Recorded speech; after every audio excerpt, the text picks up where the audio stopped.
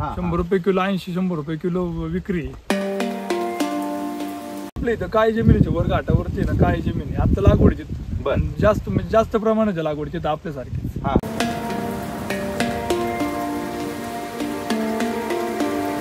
आपल्या इथं गुलटेकडीचा पहिलं मार्केट गुलटेकडी.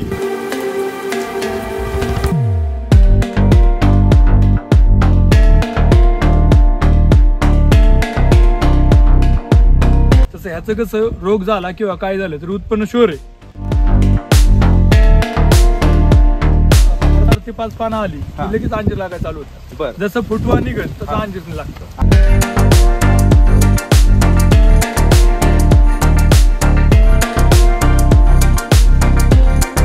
नाही ह्या अंजीर शेतीतून लॉस मध्ये जाऊ शकत नाही.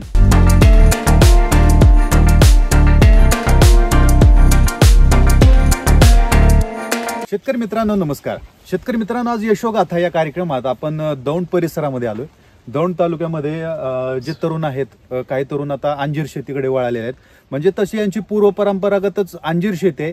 खूप चांगल्या प्रकारचं हे उत्पादन घेत आहेत. आणि ज्यावेळेस मी यांच्याशी चर्चा केली त्यावेळेस ऐकल्यानंतर एकरी 10 लाखाचं उत्पादन हे घेत आहेत. पाणी अतिशय कमी लागतंय आणि जमीन मुरमाड असेल तर खूपच उत्तम. म्हणजे की तुम्ही इतर शेतीमध्ये जो खर्च करून जे शाश्वत उत्पादन मिळत नाही, तर या शेतीतून शाश्वत उत्पादन मिळण्यासाठी खूप चांगलं पीक आहे असं समजलं जातंय. खोर या परिसरामध्ये आज आपण आलोय आणि या खोर या परिसरामध्ये म्हणजे दौंडचा हा भाग आहे.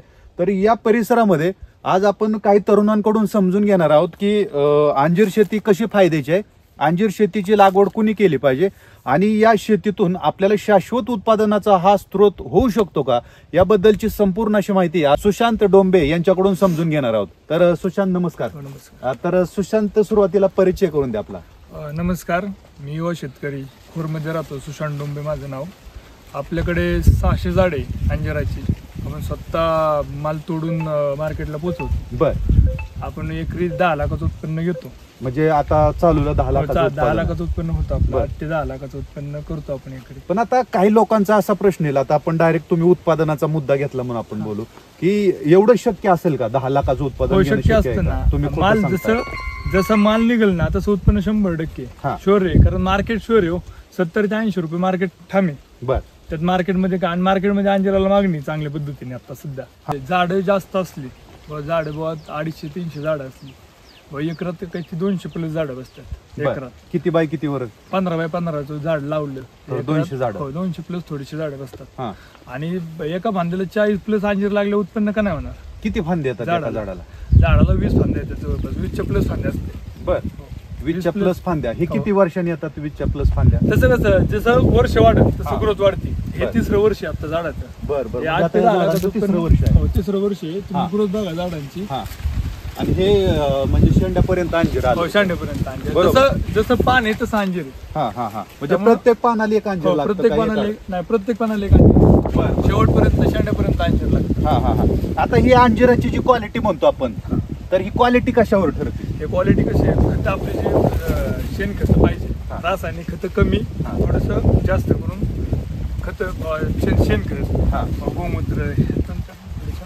बर बर बर. म्हणजे की शेणखताचा जेवढा तुम्हाला याची क्वालिटी चांगली होती आणि फळाला चव. कसं होतं ग्रोथला पण आहे ना, जे झाडाला ताकद भेटणार शेणखतात. ही लागवड करत असताना आता हे तुमचा भाग हा डोंगराळ भाग आहे. कदाचित तर डोंगराळ भागामुळे हे पीक चांगले येत असेल आणि वातावरण पण खूप चांगलं आहे. आपण लागवड करताना 15 बाय 15चं अंतर घेतलं तर वातावरण चांगलं राहणारच नाही. हवा घेते राहणारच ना झाडाची.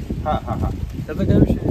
म्हणजे जर ही काळ्या जमिनीत लागवड केली, आता आपले मित्र जर काय बघत असतील आणि त्यांना वाटलं की मला काळ्या जमिनीत प्रयोग जमणार ना, 15 बाय 15चं अंतर घेतलं ना, हवा घेते राहणारच ना झाडात. पण झाडाला पाणी धरून ठेवलं तर नाही निचरा होतोच की. काळ्या जमिनीत पण निचरा होतोच की. पाणी साचून नाही राहत काय. पाणी फक्त साचून नाही राहिलं पाहिजे जास्त दिवस, जेणेकरून 2 दिवस पाणी एका जागेवर साचून राहिले जास्त, तेव्हा थोडीशी साल खराब होती. फक्त कुठला शेतकरी मित्र आहे का की ज्यांनी काळ्या जमिनीत आहे ना? तिथे आपल्या इथं काही जमिनीच्या वर घाटावरती ना काही जमिनी आता लागवडीची जास्त प्रमाणाच्या लागवडीची तर आपल्यासारखी चांगले. काय विषय ना, उत्पन्न आपल्यासारखं. बर बर बर. थोडस प्लस मायनस होतच. थोडस जसं आपण खर्च करतो जसं बाबा त्याची काळजी घेतो त्याच्यावर उत्पन्न ठरतं ना. बर बर बर बर.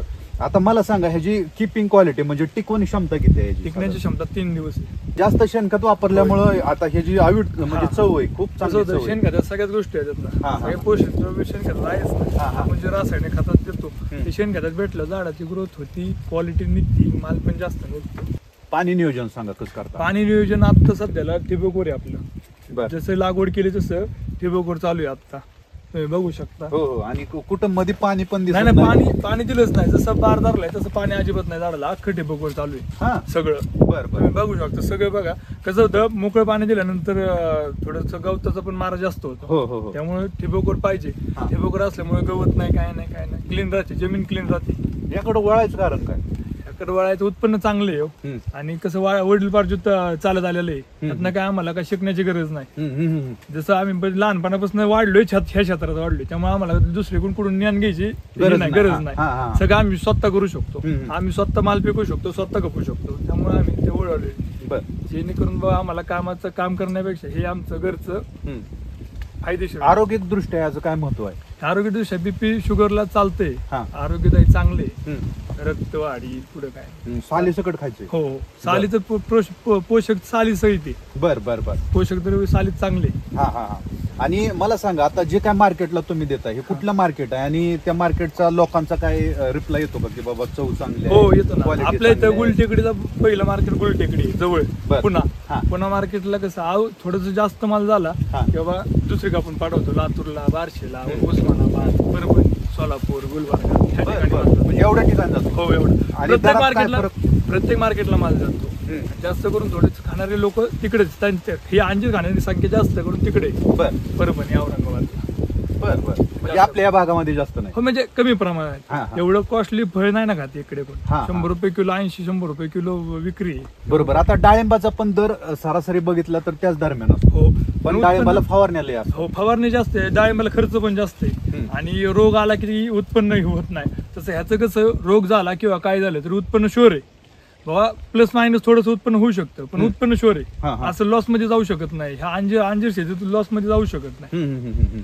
म्हणजे की जर एखाद्या झाडाला रोग आला तर तेवढ्या हा, तेवढं असं नाही की बाबा सगळ्या झाडाला डाळिंबाचं कसं एका झाडाला नाही की सगळ्या झाडाला असं होऊ शकत नाही. आणि रोग कमी प्रमाणात आहे. थोडासा पाऊस जास्त झाला तरच रोग आहे. बरं. नाहीतर रोग कमी, 5 पानं आली की लगेच अंजीर लागायला चालू होतं. बरं. जसं फुटवा निघत तसं अंजीर लागतं. आणि किती दिवसात तुम्हाला ते ते 3 harvesting ला येतं? महिन्यात 3 महिन्यात परत हार्वेस्टिंग येतं ते कटिंग. 3 महिने. हो, 3 महिने. बरं. 3 महिन्यानंतर कटिंगला आल्यानंतर परत ते 3 महिने चालतं. हा हा. चांगला लोड 2 महिने चालतो आणि 1 महिने कमी बर प्रमाणात. बर. आता काही लोकांची ऊस शेती असते हो, की बाबा गेल्या वेळेस कमी निघला ऊस, ह्या वेळेस चांगला निघला. तसं याच्यामध्ये काय आहे का? ऍव्हरेज आहे. ह्यात कसं आहे, उलट ह्यात जसं वर्ष वाढत तसं उत्पन्न वाढतं. आणि शुअरली आहे, जसं झाड मोठं होईल तसं उत्पन्न वाढणार म्हणजे वाढतं. बर. असं नाही की बाबा एक वर्ष ह्या वर्षी उत्पन्न जास्त निघलं आणि पुढच्या वर्षी कमी निघणार, असं नाही होत. हा. पुढच्या वर्षी उत्पन्न ह्या वर्षीपेक्षा पुढच्या वर्षी जास्त उत्पन्न निघतं. बर बर.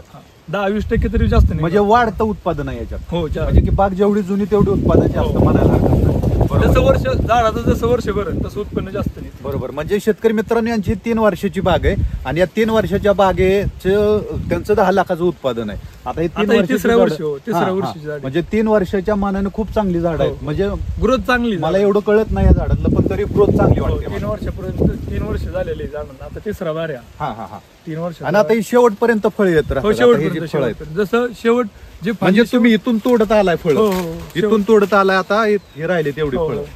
आता ही फळं संपली की बाहेर हे संपली. बार संपला, हे फळ संपली की बार संपला. हा. त्याच्यानंतर आपण थोडस तावा टाकतो, पाणी बरं. बंद करतो झाडांचं. हा हा कटिंग पर्यंत पाणी बंद असतं. हा.